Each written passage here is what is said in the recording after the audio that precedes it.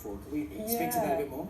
Absolutely. I was at the headquarters of the Rural Fire Service yesterday, and it's a place I've been many times before. I've covered many bushfires over the years, and usually you get a sense of urgency from the people on the ground, but everything always feels very under control. They know where the fire is, and they know where to put the crews and where to control them, because usually in previous situations they're dealing with one fire, maybe two fires, and they're very localised.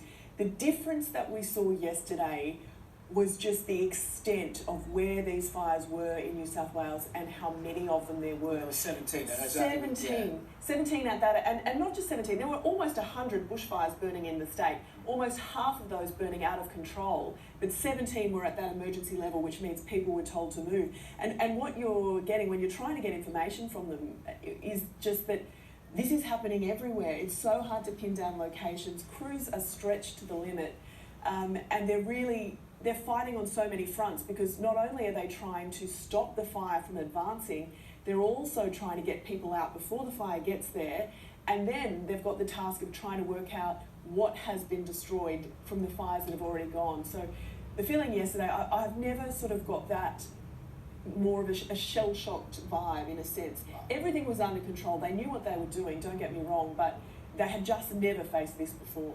Let's go back to Ali Langdon now, who is in Taree. Ali, I mean, just hearing from Jane and Lara Vella's there too. Good morning to you, Lara. But, you know, hearing the story from Jane there, that actually does reflect what you were saying before, that this is an unprecedented event and that we've never seen this before. Yeah. Look, we haven't seen anything like this before, and we are in the midst of a very serious drought.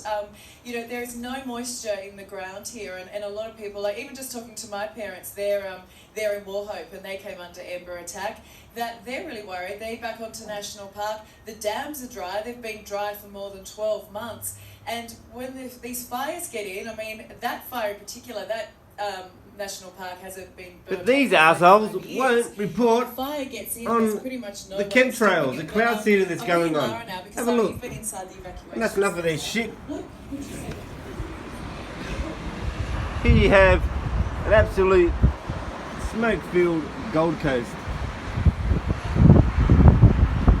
That's the mountains.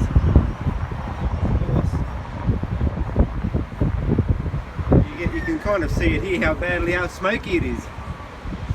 There's the beach. And all these reporters haven't seen this before, the fire is. They've never experienced something like this. Why not? They've never dealt with chemical warfare before. Who's to blame? The governments. People who are asleep. They're to blame for staying asleep. Wake up, ask questions. Why is this shit happening again? It's not normal. Our government's allowing our bushland to be poisoned with fire accelerants from the chemtrails.